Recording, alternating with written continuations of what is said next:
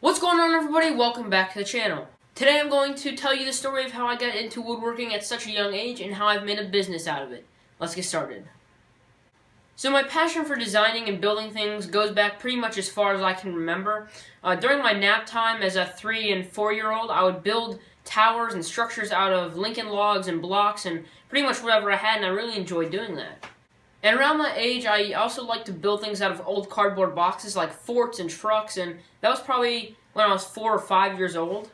And then when I was 6, I got a very basic workbench for Christmas. It came with 2 clamps, a basic electric drill, and a couple of screwdrivers, and that is what really kind of kicked it off and kind of pushed me into wanting to make stuff out of wood. And it was cool because right around that time, YouTube was starting to become really popular, and Steve Ramsey was one of the first YouTubers I ever watched, and I remember every Friday I would come home from school and watch his video, and I loved watching his videos, and I learned so much from his YouTube channel. I don't have any family members that do this type of woodworking, so YouTube was pretty much my only way of learning new techniques and concepts that I had never seen before. And I really like Steve Ramsey because he focused on beginner woodworkers and made the concepts seem really easy for an 8-year-old to understand. So I built some of the projects that he made, including the cube within a cube, and I made the sheet goods and scrap wood lumber cart that he built in a project video, and I really enjoyed doing that. And I remember around this time I'd rush downstairs in the morning, early before anyone else got up, and I'd go work down in the shop, and I would end up going to school that day covered in sawdust, and I got a lot of weird looks, which is pretty funny to remember back on now. So I was still 8 years old, and at this time I decided I wanted a Kreg Jig. So one Saturday my dad took me to Home Depot, and I bought myself a Kreg Jig, which I still have to this day, and I still use it every single day. So while I was still 8 years old, I built a whole lot of different go-karts and rideables, one of which was a fold-up go-kart that folded up to be about 19 inches long, and I entered it into the science fair, aka the STEM Expo, and I ended up winning first place in the county for invention for that go-kart, which was a pretty cool experience for me, and I haven't done the science fair since. I don't know why, but it was pretty cool, and I don't have the go-kart anymore. It ended up getting taken apart, but that thing was really fun. So at this point, I'm 9 years old still, and I really want to grow my shops more, so I decide that I want to buy a drill press. So I find one on Craigslist, and I buy a drill press that used, it was a really good drill press. I think it was an old Craftsman, if I remember correctly, but that thing worked really well. And while I was still 9 years old, I wanted to expand my talent into making cutting boards. I'd seen a lot of people make some really cool design cutting boards online. I know Steve Ramsey did one. I know the Wood Whisperer did one, and I've seen some by MTM Wood, which really made me want to do it. If you've not seen MTM Wood, you might want to check that out. But I really want to do cutting boards, and I wanted a table saw.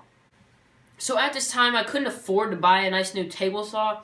So what did I do? I bought a Black & Decker circular saw, and I bolted that thing to the bottom of a table that I built. And I made probably 25 or 30 cutting boards with that thing, and I never really calibrated the fence to be parallel with the blade. I just kind of lined it up and looked by eye, and I'm really surprised now that I know a whole lot more about table saws, that actually worked, and I was able to make a lot of cutting boards with it and have them, square and accurate. So I'm just going to stop right here to say that my parents have always given me a lot of freedom when it comes to what tools I can work with and what I'm allowed to do.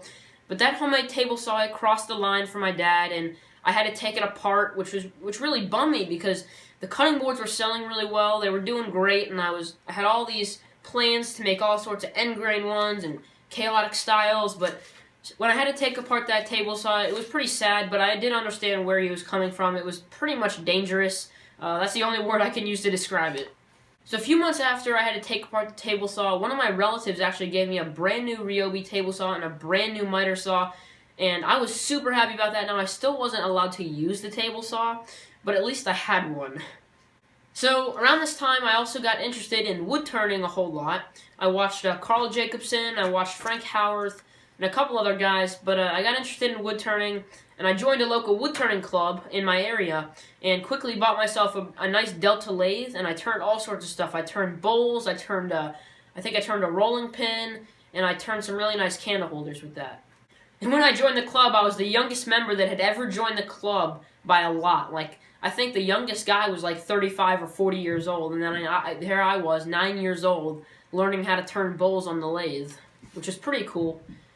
And my dad also finally agreed to help cut the strips for my cutting boards on the table saw, which was great news because now I could get back to making cutting boards and start tapping back into that market again.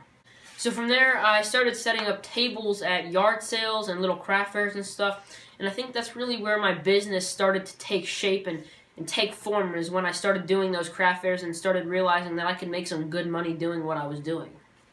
So at this point, I was 11 years old, and I was really honing in on getting these cutting boards perfected, and I was really honing in on getting these bowls turned really nice, and especially with like the wall thickness and finishing them really nice. So I was learning a whole lot from YouTube, and especially from that woodturning club.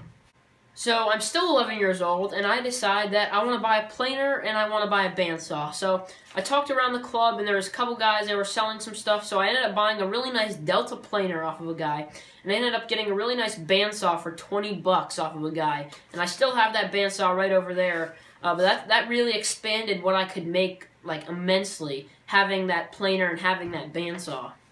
For the 3 years following getting the bandsaw and the planer, I made over 1,000 cutting boards. I made hundreds of different bowls on my brand new jet lathe, which I just picked up about 2 years ago. And when I turned 14 years old, I was allowed to use the table saw by myself, which was great because I didn't need to have my dad cut everything for me. And in the past year, I have done more and learned more than I have learned in my entire life combined. I learned how to do furniture pieces, which I just recently started. I learned how to do segmented bowls, and I learned how to do end grain cutting boards, which is something I had never attempted to do before. And now I'm just going to answer some common questions that I get at craft fairs and online and stuff like that. How do you balance woodworking in school?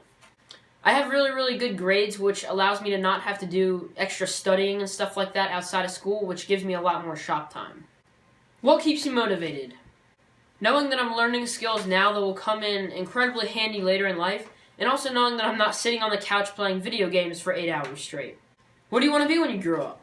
I'm not really sure, I haven't given it too much thought, but maybe like a mechanical engineer or something in that field. Where do you sell most of your stuff?